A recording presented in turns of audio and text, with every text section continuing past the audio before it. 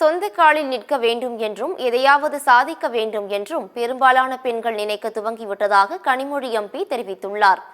பெண்களுக்கான அழகுக்கலை ஸ்டார்ட் அப்களுக்கு அதிகாரமளிக்கும் முயற்சியாக சென்னையில் நடைபெற்ற தனியார் நிறுவனத்தின் அறிமுக விழாவில் தூத்துக்குடி நாடாளுமன்ற உறுப்பினர் கனிமொழி மற்றும் நடிகை சுஹாசினி மணிரத்னம் ஆகியோர் கலந்து கொண்டனர்.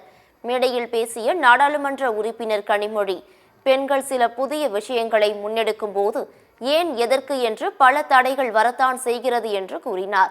யாராவது சோர்ந்து போகும்போது உன்னால் முடியும் என்று சொல்லி ஊக்கப்படுத்துவதை விட உந்து சக்தி எதுவும் இருக்க முடியாது என்று தெரிவித்தார்.